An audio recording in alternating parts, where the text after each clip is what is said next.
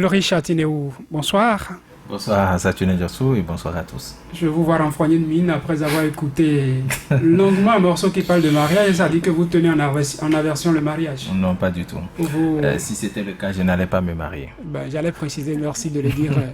C'est bon à savoir pour qui ne le sait pas encore. Pas seulement marié comme ça, c'est à l'église et devant le maire. Bon, de toute façon, merci pour la publicité. C'est vous-même qui avez commencé, laissez-moi renforcer votre publicité. Non, j'espère que ce n'est pas un message que vous envoyez peut-être à X ou Y. Ça vous désavantagerait. Est-ce qu'il y a des gens qui envoyer ce message nuirait à vos intérêts sur d'autres cieux? Passer à un autre débatteur. Laissez-moi vous enfoncer davantage. Non, pas du tout pas. Ben oui, marié, d'un mariage plus jeune que celui de Virgile, il va rétorquer, c'est sûr. Bonsoir Virgile Avancé. Bonsoir Satuné Diossou. Esprit ne va pas loin. Pour ne pas envoyer de messages. Ah bon. Donc il a des places après. Ah bon. Je ne l'ai jamais dit, c'est vous qui définissez les places disponibles et qui lancez les avis d'appel d'offres. En direct. Non, écoutez, tout le monde ne doit pas être marié, sinon la société serait une société de mariés. Tout le monde ne doit pas être marié devant le maire ou... Sinon le diable n'aurait pas de clients. Autrement, vous êtes en concubinage. Patrice Avala, bonsoir. Bonsoir. Nous ne sommes pas là pour parler de vos situations matrimoniales, mais pour parler actualité. Et l'actualité ce week-end, surtout politique, aura été marquée par cette sortie annoncée à Parakou. Sam Adambi, Charles Tokor, Achille Badamassi avaient donné un rendez-vous de défi aux populations de la 8e circonscription électorale, terrain où la bataille est annoncée pour être rude pour les législatives parce qu'il y a un ancien président de la République qui est annoncé pour être sur une liste pour ces élections. Alors après, le meeting de Force Coli.bd émergent, le meeting de la revanche du défi était celui du week-end dernier. Réseaux sociaux, tous les canaux étaient mis en place pour montrer ou l'échec ou la réussite, ça dépend du camp dans lequel on se trouve. Ce week-end, finalement, c'est quand même tenu Virgile Avancé. Les fruits ont-ils tenu la promesse des fleurs? Vous savez, cet exercice auquel vous avez fait attention nous a été donné par l'honorable, le professeur agrégé en politique pratique, ou je ne sais plus comment il se définit, Rachid Gouadamassi. Moi, je n'y ai pas plus prêté attention. Je n'ai pas prêté attention. Pour moi, c'est pas un exercice. Je ne sais pas qu'il remplisse le stade, comment on appelle déjà le stade de Parakou. Moi, ça n'a aucun intérêt pour moi. Ça n'a aucun intérêt pour le public. Ça n'a aucun intérêt pour le débat politique actuellement au Bénin. Mais écoutez, dans un contexte comme le nôtre, pour l'âge que vous avez, n'est-ce pas, disons, en observation politique, Satuné Diossou, vous savez, si moi, Virgile Avancé, je veux organiser, n'est-ce pas, un meeting à Parakou, je veux inviter 20 000 personnes, ce n'est pas une question de popularité, c'est d'abord une question de CFA, c'est d'abord une question d'argent. On connaît le prix comme on connaît le prix des chaises que vous louez. On connaît le prix de chaque participant. Peut-être des curieux vont s'y ajouter, vous irez même au-delà de vos prévisions, vous irez au-delà des 20 000 personnes. Donc ça n'a aucun intérêt pour moi, aucun intérêt pour le public, aucun intérêt pour l'opinion politique au Bénin de savoir que oui, il a fait mieux que Yahi Boni en remplissant je ne sais plus quoi. Ça n'a aucun sens. Ce que j'ai vu, comme vous, j'ai vu sur les réseaux sociaux, on a fait cette communication-là des bâches vides. Ça également, ça n'a aucun sens. On sait à quelle heure on est allé faire des photos. On peut aller faire les photos à 9h, à 8h, celui qui savait qu'il ferait ce coup-là. Comme on a vu également sur les images, quelqu'un au même meeting allait chercher Boni Yahi avec une torche en plein jour. C'est du cinéma. Moi, je ne prête pas plus attention à ces choses-là. Celui qui a quitté sa maison avec une torche, il savait qu'il chercherait Boni Yahi. Il n'a pas découvert la torche sur place. Vous voyez? On veut remplir, je ne sais pas, les bâches. Ils vont remplir. La preuve, toujours dans la même communication, vous avez quand même vu des camions. Ici, c'est... Voilà, moi je vois souvent des camions amener des moutons à Diafa, on est à côté ici. C'est exactement la même chose qu'ils ont fait. Ils ont amené par camion des participants. Selon ce qu'on a vu sur les réseaux sociaux, il est important d'ajouter ça. Oui, selon ce qu'on a vu sur on n'a aucune preuve que ces camions étaient en déplacement pour le... Non, moi je reconnais Parakou. Moi je connais Parakou un peu. Non, c'était dans Parakou.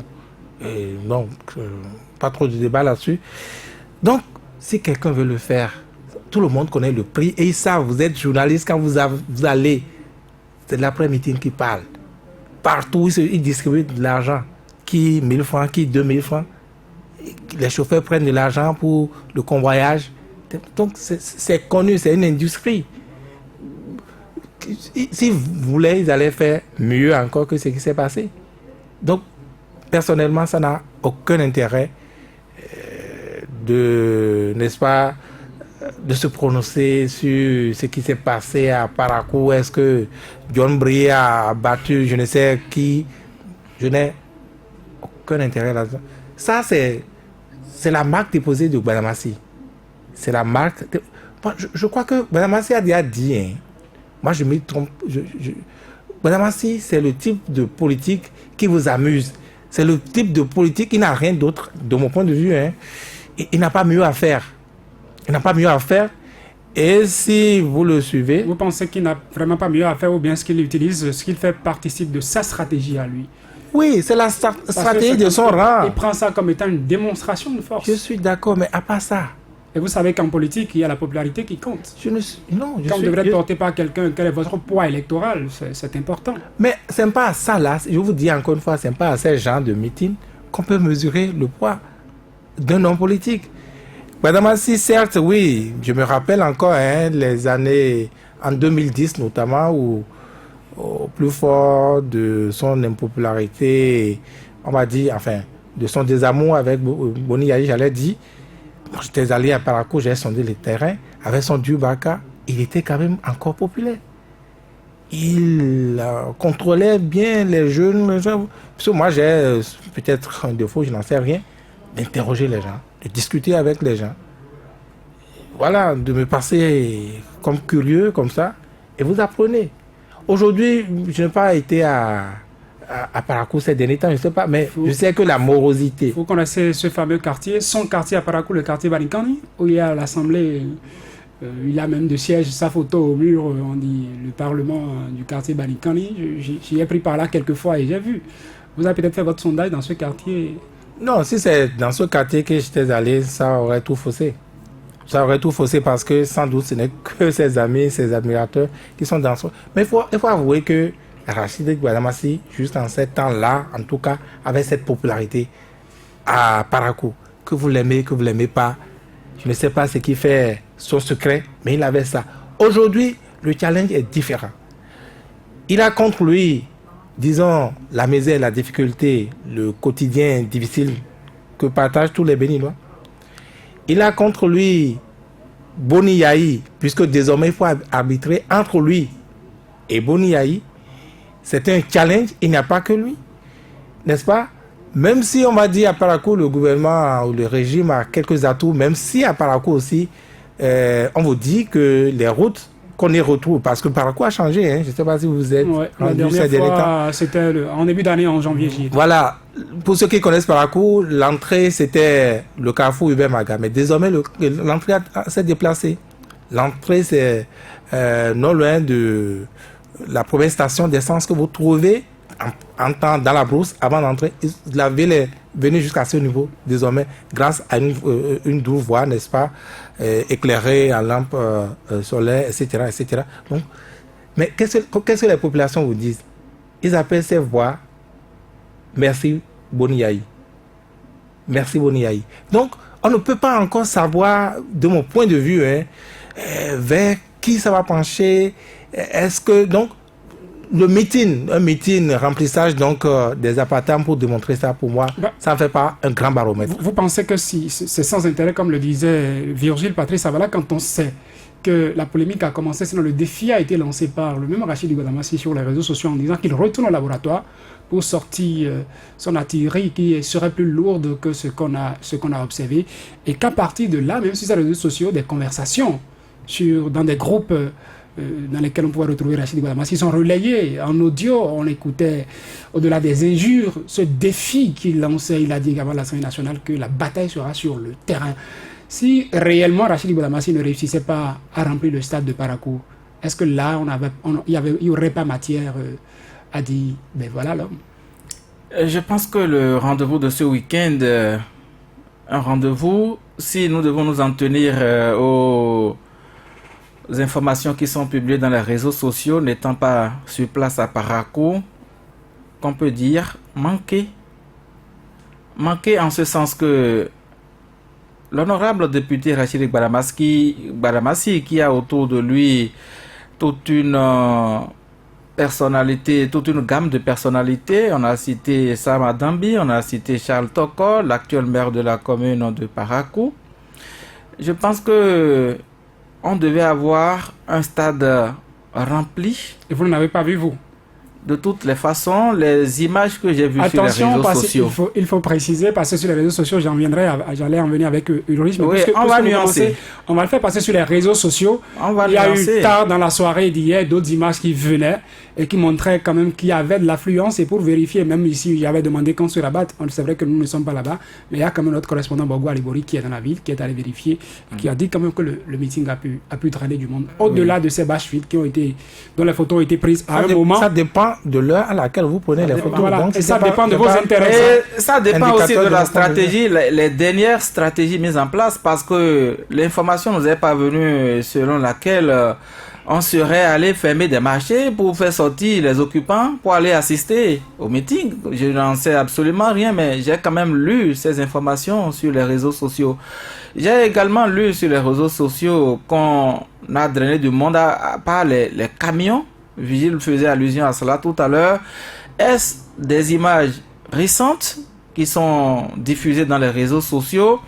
Est-ce des images des meetings qui avaient été organisés auparavant? Ce qui est sûr, chacun tire le drap de son côté. Ceux qui ne veulent pas qu'on ait une vue claire de ce qui s'est passé effectivement à Parakou ce week-end vont sortir, si les images ne reflétaient pas ce qui s'est passé sur le terrain, des images anciennes qu'ils vont diffuser sur les réseaux sociaux pour faire croire que ça n'a pas marché. De la même façon, si la réalité est que ça n'a pas marché à Parakou, ceux qui ont organisé ont encore leurs gens pour aller tirer des images anciennes, des meetings qui ont drainé du monde, pour faire diffuser sur les réseaux sociaux pour démontrer on a détecté qui serait venu du Burundi. Voilà. Posté par quelqu'un que je ne voudrais pas nommer. On ne va pas nommer, mais nous sommes sur un terrain politique. Une démonstration de force. Parce que Rachid Gbadamassi nous a promis au lendemain de ce géant rassemblement organisé par Boni Yayi et consorts dans Parakou, qu'il faut faire une différence entre la foule et la population. Et la population, le peuple. Ou le peuple, si vous voulez. Je pense que ça veut dire la même chose. Il faut faire une différence entre la foule et le peuple et les électeurs. Alors, il faut faire la foule. Est-ce que si nous devons nous en tenir aux dernières images qui seraient venues de ce géant meeting du week-end, ça n'a pas drainé une foule, mais plutôt un peuple acquis aux causes des gens qui ont initié ce grand rassemblement. Je pense que c'est de ça qu'il est question, mais là où on aura la réalité des faits, c'est à travers les urnes, parce que on ne va pas importer une autre population à Parakou. Si auparavant Boni Yayi et les siens avaient drainé du monde, et que ce week-end Rachid Gbadamassi et les siens ont également drainé du monde, je pense que ce sont les mêmes individus, et dans ce monde qu'on est en train de drainer, mais il y a des curieux pour dire je veux aller voir ce qui va se passer. S'il est vrai qu'on est allé dans des marchés pour faire sortir des gens parce que on a aujourd'hui la possibilité d'y aller, de dire mais sortez, d'envoyer des agents, je ne sais d'où, de quelle administration, pour dire aux femmes du marché de sortir pour aller assister au meeting politique parce que les jetons qui vont sortir de cette participation sont là. On donne peut-être même avant d'embarquer les gens de leur localité, on leur remet le jetons, ce qui garantit un retour, ce qui garantit également leur participation à ce grand rassemblement. Je pense que le résultat se trouve au niveau des urnes. Tout à l'heure, vous avez fait allusion à ces assemblées qui appartiendraient à l'honorable député avec ses effigies par endroit. Là, c'est au quartier Banikani. Il y a des quartier Banikani, je n'en disconviens pas. Mais on doit se rappeler cette décision communale l'assemblée de Banikani, qui a demandé à ces jeunes de ne plus se rassembler. Si tant est que la décision prise au niveau du conseil communal par le maire Charles Toko est valable pour certaines assemblées, je pense qu'à Banikani, ça ne va pas faire la différence. Et j'ose croire que ces assemblées de Banikani, acquises à la cause de l'honorable Rachid Gbadamasi, n'existeraient pas. Parce que les jeunes ne vont pas là pour travailler. On a dit que la jeunesse paresse. Et on a demandé à ce qu'on ne voit plus ces assemblées au niveau de Parakou pour ne pas encourager la paresse. Mais Banikani, j'ose croire que ça ne va pas faire la différence pour cette décision communale qui a été prise et qui est en dit que les jeunes vont pour tenir des plénières comme à l'Assemblée ici. Oui, mais écoutez, quand on dit Assemblée de jeunes, on n'en a pas au Bénin officiellement. Juste un lieu pour vous permettre de vous retrouver, vous divertir. Voilà, mais on ne peut pas se divertir tout à longueur de journée. L'actualité entre autres politiques. Ouais. Maintenant, si les gens vont se réunir et parlent politique, et peut-être que ça encourage la paresse, pour être plus clair, ça encourage la paresse que le conseil communal, en l'occurrence le maire, l'autorité communale a pris la décision qu'elle ne veut pas voir. Parlant d'autorité communale, ces assemblées se réunissent. Je pense que cela est valable dans tous les quartiers et que si le stade était effectivement plein le week-end passé, ça participe des stratégies de mobilisation du professeur de droit titulaire de chaire, comme il se fait appeler par ses collègues au niveau de l'Assemblée nationale. Mais il faut qu'on fasse maintenant la différence entre la foule et le peuple. Henri Chatinéo, je parlais déjà de cette bataille de communication sur les réseaux sociaux. Des images de bâches vides, des images qui seraient venues du Burundi et 2 plus tard dans la soirée qui montraient la place Bioguera que moi j'ai reconnue derrière une procession qui se dirigeait peut-être vers le stade municipal de Parakou. 2019 est déjà là. Je disais que c'est sans intérêt. Est-ce que ceux qui se préparent déjà à remplir des stades ne se préparent pas à remplir des urnes de façon correcte, pas forcément de façon frauduleuse, parce que remplir des urnes, ça fait participer la population et fait que les choix qui seraient opérés soient des choix qui vont en sa faveur. Pourquoi vous cherchez encore à justifier ce que vous étiez en train de dire? Parce que quand on dit remplir les urnes, souvent, on fait l'association de remplir les urnes et bourrer les urnes. Alors, moi, je pars même déjà de ce principe comme quoi, c'est vrai, il y a d'abord une bataille. Et c'est pourquoi, bataille en matière de communication. C'est pourquoi je ne dirais pas comme vigile, comme quoi, c'est sans intérêt. Non, mais il y a un intérêt. L'intérêt est là, il faut mobiliser, vous l'avez dit, et vous l'avez rappelé tout à l'heure, il y a eu le congrès des FCBE, des Foscori pour un Bénin émergent, ils ont organisé un congrès et juste après ce congrès, les opposants disent c'est juste après ce congrès qu'on a constaté qu'il y a eu des acharnements contre les opposants, notamment ceux qui sont de ce regroupement politique, et on a constaté effectivement que juste au soir de ce congrès, il y a effectivement Rachid Gbadamasi qui a dit qu'il a le secret de la mobilisation et que bientôt qu'il va organiser un meeting. Et c'est pourquoi justement une démonstration de force. Et c'est pourquoi depuis effectivement tout est entre griffes focalisé autour de Rachid Gbadamasi. Il y a effectivement le ministre Adambi, il y a, comment appelle-t-on, le maire Charles Tokor. Ils étaient tous présents, c'était un trio. Donc, on ne pouvait même pas, s'il y a eu victoire, on ne pouvait pas l'attribuer à Gbadamassi seul. S'il y avait échec, on ne peut pas l'attribuer non plus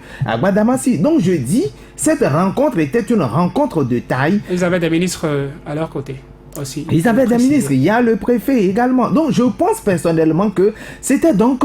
Il fallait sortir effectivement le grand jeu pour assurer la population ou ceux-là qui sont peut-être un peu dubitatifs, ceux qui se cherchent encore.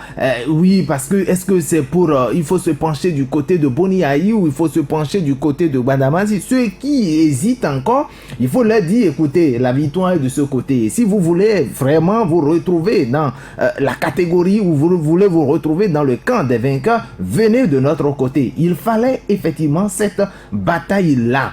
Vous avez effectivement dit, on a parlé des images sur les réseaux sociaux. Je ne vous arrête pas, vous avez dit qu'il fallait rassurer les populations. Pensez-vous que la personne ou ceux qu'il fallait rassurer ou ceux qui veulent rassurer sont ces populations-là, ou plutôt quelqu'un qui veut rassurer le président de la République, Patrice Talon? Qu'ils ont encore du monde derrière, non pas le peuple, non pas la foule, mais le peuple derrière. Bon, si vous arrivez aussi à faire aisément cette différence, la foule, le peuple, bon. Non, mais je parle de celui-là. Tout à fait, non, je suis d'accord. Du destinataire. Le chef... Peut-être dire à Yaïboni que nous restons populaires dans notre zone et dire à Patrice Talon que tu peux toujours compter. Je me dis, le chef de l'État il connaît pratiquement le poids de chacun. Peut-être qu'ils veulent effectivement dire au chef de l'État, nous pouvons peut-être aller au-delà, nous pouvons peut-être...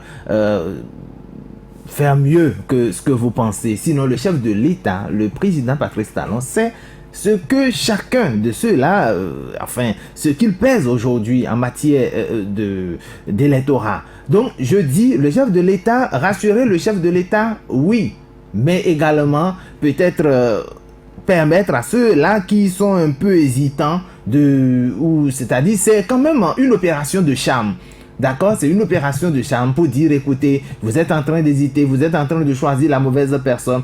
On a parlé tout à l'heure, et c'est là où, c'est ce que je voulais dire, on a parlé des images qu'on a balancées ici et là sur les réseaux sociaux. Même lorsque vous prenez l'image des chaises vides, mais quand même, on a dit que peu importe celui qui va peut-être à 8h ou à 7h filmer, mais quand vous regardez les images, la technologie aujourd'hui a avancé. Est-ce que c'est des images de 7h ou de 6h? La réunion ou le meeting était prévu pour quelle heure?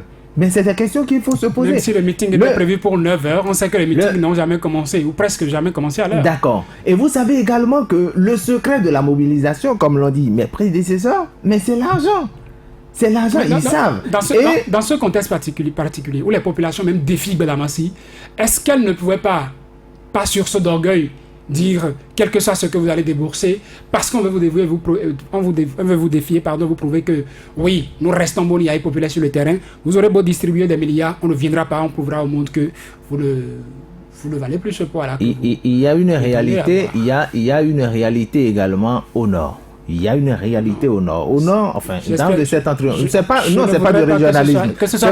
Non, pas du régionalisme. C'est pas le péjoratif. D'accord. Vous ne dites pas qu'au nord, il y a l'argent qui ferait X ou Y. Non, pas du tout. Pas du tout. Ou du tout pas. Bon, tout ce que vous voulez. Mais ce que je veux dire, là-bas, il y a les chefs traditionnels qui incarnent une certaine sagesse ou qui donne des ordres où c'est-à-dire c'est un peu comme le chef de l'État lui-même a l'habitude de dire, c'est-à-dire lorsque vous avez les grands électeurs, il y a des grands électeurs là-bas et ce sont les chefs traditionnels. Pensez-vous que les chefs traditionnels auraient donné la consigne pour que les gens sortent? Demandez-vous, mais est-ce que vous n'avez pas vu de ces têtes ou de ces responsables religieux ou de ces têtes couronnées à ce rendez-vous? Je vous dirais qu'on en a vu aussi au meeting des forces que le premier émergent. Et je suis d'accord. Et c'est ça ce que je dis. Mais lorsqu'on vous donne, c'est-à-dire lorsque ces chefs ou ces têtes couronnées disent, écoutez, allez à ce meeting, il y a des gens qui diront, écoutez, par respect pour celui-là gérer. Mais c'est pas parce qu'il est parti qu'il votera pour toi nécessairement. Mais c'est parce que il a reçu, lui aussi, où il reçoit une certaine pression. Écoutez, faites sortir tout le monde. Hein. Vous savez que l'enjeu est de taille. Écoutez, ça, c'est la mobilisation. On met la pression sur ceux-là et ceux-là donnent des ordres que ceux qui sont sous ordre doivent pouvoir exécuter. Un ordre et contre-ordre pourrait venir de la même cour royale. Dans cette cour royale, n'oubliez pas que les deux adversaires se réclament de la cour royale. Les deux sont princes. Boniaï, prince. Sounoumboukou, je ne sais plus quoi. Rachid Bayamassi aussi, Sounoumboukou, je ne sais plus quoi. Non, écoutez, non, ça c'est... Et c'est ça encore l'autre marque, d'accord, de nos frères du Septentrion. C'est-à-dire, ils sont accueillants, ils sont hospitaliers, ils sont... Quand vous dites « je suis », ils reconnaissent les leurs, ou du moins ils se disent « nous sommes frères, c'est mon frère ». Quand ils se voient, ils se disent « c'est notre frère ». Peu importe ce qui se passera, il va reconnaître que c'est son frère. Par conséquent, bon, que l'autre soit prince ou non, ils savent, un peu comme Vigile le disait tout à l'heure, il y a des routes, merci Boniaï là-bas. Donc, il y a des faits qui vont miser pour X ou Y ou qui vont peser dans la balance lorsqu'il s'agira des élections. Et donc, dans les urnes, on constatera qu'il y a la popularité. Dans les urnes, non mais, dans les urnes, il y a effectivement, comme l'a dit tout à l'heure Patrice Avala, il y a une population importée. Vous avez vu. Dans les urnes, population non, importée. pas dans les urnes, c'est-à-dire au meeting de la dernière fois. Non, au meeting de la dernière fois. Il y a des gens qui sont venus. Donc, c'est pas la population de Parakou seul. Non. Peut-être que lorsque vous allez faire un peu... 8e circonscription électorale. La 8e circonscription électorale. Ça va au-delà de Parakou. Ça va au-delà de Parakou. Bon, là, quand vous entrez dans la 8e circonscription, là, sincèrement, je ne peux rien dire. Je ne sais pas si tous ceux-là, c'est seulement de la 8e circonscription qui sont partis chercher. Mais le plus important, c'est de savoir si déjà la population de Parakou elle-même a fait le déplacement. Et là, j'en doute fort. Et il y a eu beaucoup, je le répète encore une fois, il y a eu beaucoup de pression sur... ceux-là qui doivent... Vous n'en avez rien de tangible comme preuve. De toutes les façons, il y a des gens qui sont là-bas. On communique, on échange avec des gens qui sont là-bas, qui vivent à Parakou. Ça dépend de qui c'est. Bon, ça dépend effectivement. Dans quel camp ceux-là se retrouvent. Virgile Avancé, bon, c'est pour finir avec ce sujet, puisqu'on en a un autre rendez-vous des urnes, ça va se trancher. On verra qu'il y a la popularité, qu'il y a le peuple derrière, comme pour emprunter cette expression à Rachid Bayamassi. Mais est-ce que cette sortie également ne vise pas aussi un autre objectif, quand on sait que dans le camp du président de la République, on parle désormais, on a le projet d'avoir deux blocs, on avait le bloc progressiste, on parlait de dynamique unitaire, mais selon les dernières informations, dynamique unitaire est en train de devenir le parti républicain. Est-ce que ça ne vise pas aussi le positionnement sur les listes? Et la 8e circonscription électorale, s'il y a deux listes, il faut bien que des gens se retrouvent sur ces deux listes, et tout le monde ne peut forcément pas se retrouver sur une liste. Est-ce que ce n'est pas déjà cette bataille aussi qui se cache derrière? Non, moi je pense que ce qui s'est joué d'abord ce week-end précisément, c'est, vous allez constater, c'est la première grande manifestation, c'est la démonstration de force après l'incarcération de Tchabi et de Sabi Sira Korogone. De mon point de vue, il fallait déjà pouvoir prouver, n'est-ce pas, au chef de l'État et prouver au reste du Bénin que le septentrion, du moins Parakou, la grande ville, n'est-ce pas, du septentrion, reste toujours acquis malgré tout, malgré les soubresauts. C'est de loin également une manifestation pour tuer, de mon point de vue, les différentes initiatives. Surtout même celle qui parlait de régionalisme. Et tout. Il fallait que Patrice Talon se réconcilie, n'est-ce pas, avec le septentrion. Donc le timing est calculé.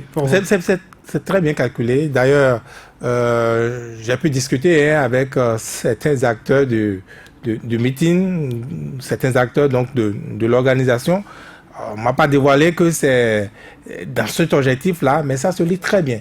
Déjà que, oui, il faut démontrer, n'est-ce pas, que Patrice Talon est bel et bien avec le septentrion, contrairement au message envoyé par Korogone et les autres. Korogone lui-même étant incarcéré, n'est-ce pas, pour arrêter ces velléités d'initiative par-ci, par-là, même si à Porto-Novo, les gens ont pu rebondir ce même week-end.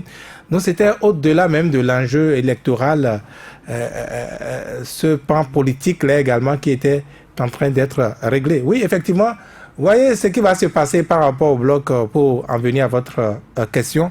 Je crois qu'il y aura un bloc majoritaire, bloc chef du terroir d'abord. Et quand je prends par la cour, quand je prends le septentrion en général, le bloc terroir, parlant donc des blocs de la mouvance, les blocs de pouvoir, c'est d'abord le bloc dynamique unitaire où le parti républicain, si Huidissi n'arrivait pas à lui arracher, n'est-ce pas, son parti, du moins sa dénomination. Donc c'est d'abord le bloc qui va être stratégiquement positionné pour contrôler, n'est-ce pas, les choses. Parce que s'il n'arrive pas, et ça va être dans tous les départements, dans toutes les circonscriptions électorales, aussi bien pour la mouvance que pour l'opposition, s'il n'arrive pas à jouer, à savoir déjà arbitrer de manière à ce que les différents blocs du même camp ne se déchirent pas à faire le jeu de l'adversaire du vis-à-vis, c'est-à-dire aussi bien l'opposition que la mouvance, et vont sortir perdants selon les départements. Je prends un autre exemple. Quand vous prenez, je ne sais pas combien de blocs vont sortir de l'opposition, par exemple, quand vous prenez une circonscription comme la 20e aussi, je vous envoie dans le mono, la 18e, par exemple, où vous ne laissez pas le terrain au bloc dans lequel va se retrouver d'abord un certain comment s'appelle le député Bakwe Soso? Non, je parle d'abord de l'opposition. De l'opposition, okay. Oui, quand vous retrouvez à Tiémé, par exemple, avec Léon Basile à Hossi, et que vous ne donnez pas priorité, ou vous ne savez pas comme ça se fait, les députés savent se laisser des terrains contrôlés par tel ou tel ayant d'avance dans cette s'il n'y a pas de ces gens d'accords tacites, je crois qu'ils vont se perdre, ils vont perdre beaucoup de voix, inutilement, ils vont se tirer dans les pattes, et au finish, on ne fera que l'affaire des adversaires. Et donc, je pense que c'est ce qui va d'abord se passer dans le septentrion. Si c'est Dynamique Unitaire qui arrive à prendre, vous allez voir que, d'ailleurs, pour le meeting que vous avez vu, aussi bien Charles Toko, Samandambi, que d'autres, étaient donc là, et donc, ça va être sans doute le bloc principal, le bloc de parcours, après le bloc progressiste, qui par ailleurs est le bloc de l'Union fait la nation, plus les autres. Vous voyez, donc l'Union fait la nation, ça va d'abord être dans le bloc du Sud, qu'on le veuille ou non, et Dynamique Unitaire, selon les classements, et surtout avec la nouvelle donne, celle du PRD qui adhère à Dynamique Unitaire, ça va être beaucoup plus compliqué. Mais au Nord, de mon point de vue, le schéma va être un peu plus facile, plus aisé à gérer, notamment avec le bloc Dynamique Unitaire. Le bloc, comment vous avez appelé, progressiste. Vous allez voir que c'est avec le temps que ça va prendre d'assises au Nord. Parce que juste là, on n'en parlait pas dans le septentrion. Donc, sans doute, ça va être le bloc des chétifs, le bloc pour résoudre des problèmes de placement. Il n'y a pas de moindre dans ce bloc progressiste. Non, je parle du septentrion. Vous avez parlé du septentrion. Oui, dans le septentrion. Oui, parce que même pour faire le casting avec le PRD, ils ont dit qu'ils veulent aller avec un parti qui n'avait pas cette représentativité au Sud. Non, oui, eux, ils n'avaient pas, cette Dynamique Unitaire n'était pas très bien représenté dans le Sud. Voilà, il fallait quelqu'un d'ici pour le faire, et là, c'est le PRD qui adhère pour combler ce... Donc, c'est ce que je suis en train de vous dire. Dynamique Unitaire, en cette matière, il avance quand même sur le bloc progressiste. Au Nord. Parce que, oui, au Nord, parce que Dynamique Unitaire a pu régler le problème du Sud à travers le PRD et consorts. Enfin, il n'aime pas trop dire Ben. Voyez.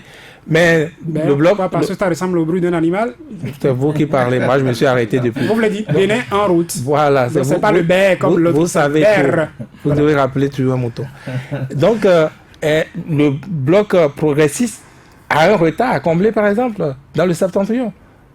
Et donc, en entendant un retard du genre ne se compare, à moins que, bon, le grand arbitre, c'est encore une fois le chef de l'État, Patrice Talon, et quand il dit ça se fait, est-ce qu'il va réussir à déloger, à, comment on dit dans l'autre, ça ne me vient pas, le genre, voilà, il va réussir à déloger des gens envoyés au bloc progressiste selon quel calcul? Parce que n'oubliez pas, un politicien qui s'engage, il s'engage dans une élection, dans une compétition électorale, c'est d'abord pour gagner. Donc, il ne va pas jouer pour faire plaisir, pour équilibrer. Non. Vous avez introduit là un autre sujet sur lequel je souhaiterais surfer. La question, oui, du positionnement de deux listes au niveau de la mouvance présidentielle, si on s'en tient à ce schéma que Virgile est en train de suggérer là, dans la partie septentrionale de notre pays, dans Dynamique Unitaire, ou si vous préférez Parti républicain, puisque c'est le nom qui est annoncé, il y a une avance qui est prise par ce bloc-là par rapport au bloc progressiste. Mais dans la partie méridionale de notre pays, entre le bloc progressiste et la Dynamique Unitaire, ou si vous voulez, Parti républicain, disais-je, est-ce qu'il ne risque pas d'avoir ce conflit parce qu'on se retrouvait dans une même région avec des gens qui seraient représentatifs sur les deux listes? Je ne vais pas à une élection pour ne pas gagner. Si je suis positionné, je pense que c'est parce que j'ai un charisme que je dois vendre sur le terrain et que je loge un des fauteuils qui se trouve au niveau de notre Parlement, puisque il est question en 2019 des élections législatives. Et donc, à coup sûr, on aura des chocs sur le terrain politique. Parce que ceux-là qui seront positionnés, que ce soit dans bloc progressiste ou bien dans dynamique unitaire, ce sont des gens qui vont s'affronter également sur le terrain. Et là, sans compter avec l'opposition. Parce que l'opposition également, jusque-là, n'a pas encore dit son dernier mot. Est-ce qu'elle partira avec une seule liste ou plus d'une liste? La question pour l'instant reste posée.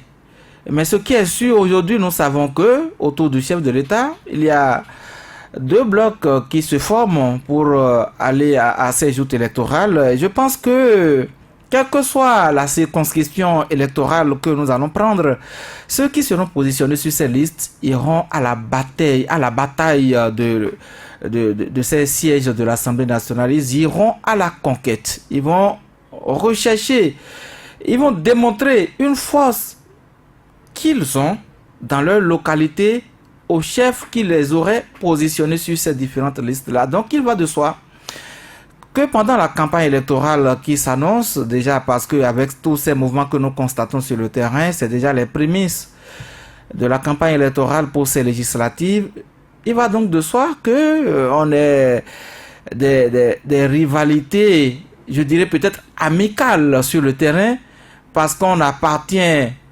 à une même formation politique divisée entre-temps en deux partis parce que toutes deux soutiennent les actions du chef de l'État. On dit comme l'homme de la rue, nous sommes même père, mère différentes. Voilà. Et donc, mais même père, mère différentes, nous avons des intérêts que nous pourchassons. Cela ne voudra pas dire que, par exemple, dans la partie septentrionale de notre pays, le bloc progressiste qui déjà prend petit à petit du terrain va laisser la partie septentrionale à dynamique unitaire. Il doit positionner des candidats sur l'ensemble du territoire national dans toutes les circonscriptions électorales. Et vous êtes d'accord que ces candidats iront à la conquête de l'électorat? En figurant, parce qu'ils sauraient que, bon oui, je suis sur une liste, mais la liste qui est privilégiée, c'est l'autre. Mais puisque l'ordre vient de quelque part souvent, nous sommes dans un grand regroupement. Il y a un chef d'orchestre qui lance les mots que... Ils auraient payé les 3 millions qu'on est en train de dire par tête là. Qui vous a dit que ceux-là qui seront positionnés, ce sont eux-mêmes qui vont positionner? Il n'y a rien qui nous garantit que ce sont ceux-là qui vont payer les 3 millions. Il n'y a rien également qui nous garantit que la caution de 3 millions sera payée par ceux-là qui seront positionnés. La caution n'est pas 3 millions, la caution c'est 249. Oui, 249, mais lorsque... Réparti par tête... Réparti par tête, ça donne 3 millions par candidat aux élections législatives. Et donc, si je suis candidat, moi, Patrice Avala, c'est que je sais que pour me positionner sur la liste, parce que j'ai une garantie pour être sur une liste, je dois sortir 3 millions. Et c'est l'ensemble de ces 3 millions par candidat réunis, donc... fois 83, qui donne les 249 millions de francs CFA caution à déposer pour tel bloc, parce qu'on doit avoir des candidats sur toute l'étendue du territoire national. Et vous voyez le père de famille payer la note? Pourquoi pas? Pourquoi pas? Parce que... Pourquoi au dernier moment il a été décidé? Parce qu'on a vu sur le terrain des blocs qui se criaient par-ci, par-là, mais le chef de famille est venu pour siffler la fin de la récréation en disant que je ne veux qu'autour de moi que 2 blocs.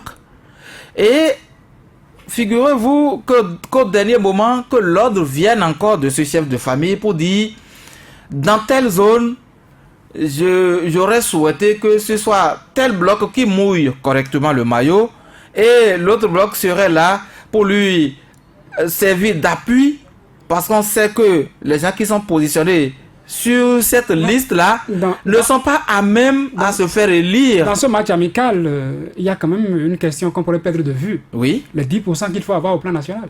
Oui, mais les 10%, ils vont jouer avec ça. Nous sommes sur un terrain politique. Si et c'est d'ailleurs pour cette raison... Si j'ai 2 listes et il y a quelqu'un qui pourrait distraire 2 voix de ce que je pourrais avoir, est-ce qu'il n'y a pas risque que je ne me retrouve pas... Vous n'avez jamais vu avec, Saturnin Diosso, un candidat, voter contre lui-même? Ça me rappelle Boni Yahi. Dans le septentrion, puisque c'est un jeu politique... Où permettez de demander à un candidat d'une liste de dire voter pour l'autre liste. Non, mais la difficulté... et il a fait, le candidat de la liste est allé au micro pour dire... Ça participe de stratégie politique.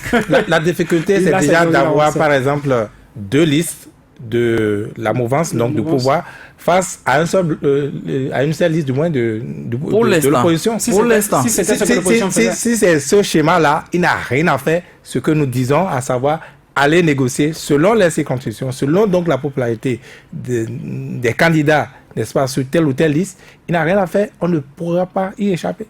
Donc, vous voyez, je prends l'exemple, vous, Virgile Larancet, positionné sur la liste, je nomme la liste, quel que soit, en tout cas, qu'il me permette que je le fasse, sur la liste bloc dynamique unitaire.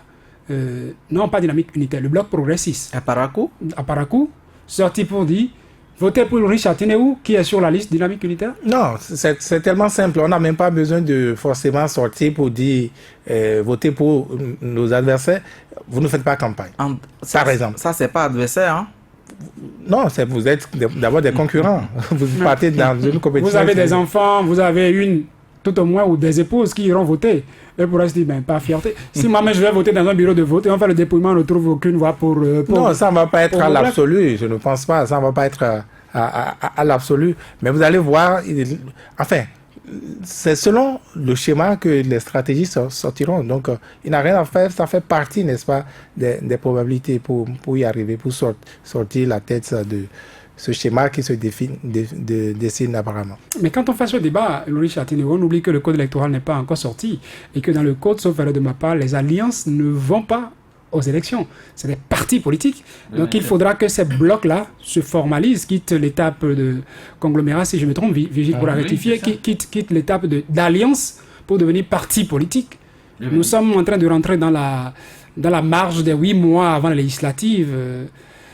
On attend quoi peut-être pour le faire, que le code électoral soit validé d'abord? Validé, oui, et voilà. Je vais demander à Georges Konou qui a pris le relais de permettre à Louis Châtillon d'abord. Voilà, merci. Il y a beaucoup de partis politiques qui déjà s'apprêtent pour cette échéance ou cette période-là. Parce qu'il suffit simplement que le code soit validé, promulgué. C'est bien validé, hein, il ne reste que la promulgation. L'étape constitutionnelle, voilà.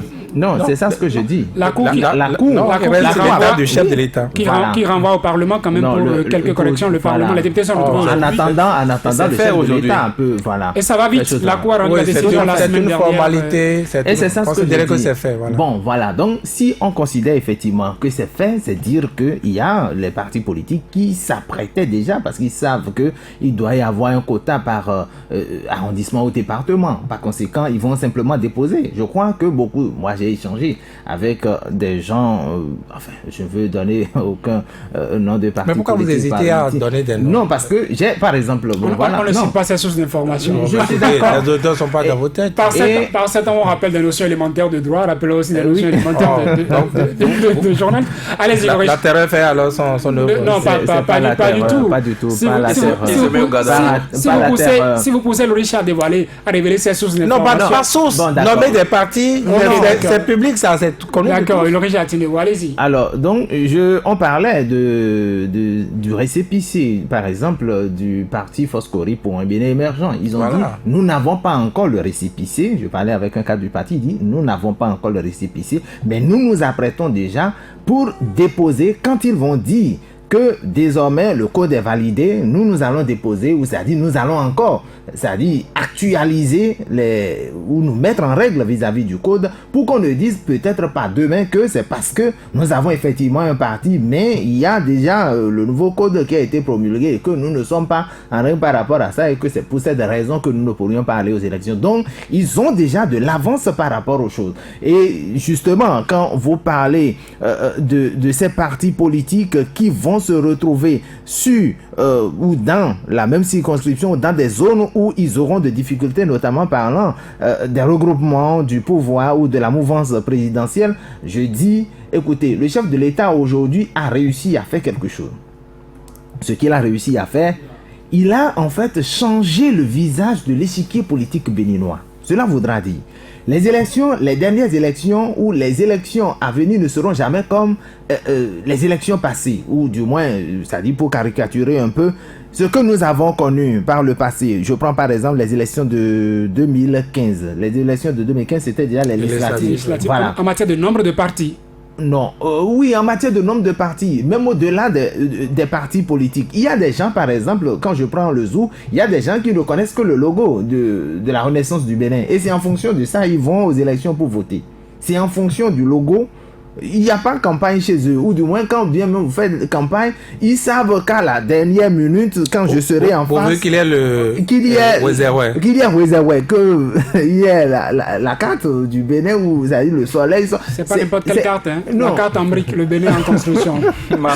Soglo le maçon. D'accord. Donc c'est dire que il y a des gens aujourd'hui, tout sera, c'est-à-dire il a réussi à mettre les compteurs à zéro. C'est-à-dire que les électeurs devront reconnaître le parti à travers d'autres identités, d'autres personnes. Et c'est là où le jeu devient un peu difficile. Et c'est là ce qui ferait peut-être, je dis peut-être, l'avantage de l'opposition. Parce que quand vous prenez la mouvance, c'est vrai, j'apprends que le bloc progressiste veut prendre comme logo la Jatroué de Guézo. Je ne sais pas si c'est ça. Mais c'est déjà une identité, par exemple, parce qu'il y a l'Union fait la nation. Il y aurait plus l'Union fait la nation, là. Voilà. Merci. Laurie Châtiléo. Merci. Patrice Avala. Oui. Merci. Merci à vous, Saturnin. Je vous renvoie dans vos foyers respectifs, que vous soyez mariés légalement, religieusement ou pas. Et à vous, mesdames, messieurs, qui avez contracté ce lien, ce mariage qui date depuis bientôt 5 ans, pour le meilleur et contre le pire. Il paraît que la formule change, on dit désormais sur ça au lieu de pour le meilleur et pour ce qui pourrait avoir de pire. Nous sommes ensemble et pour nous avoir suivis ce soir. Merci. Georges Konou avait pris le relais pour la suite de la mise en onde. Demain, c'est encore un nouveau numéro de l'intégrale. Nous serons là, Dieu le voudra.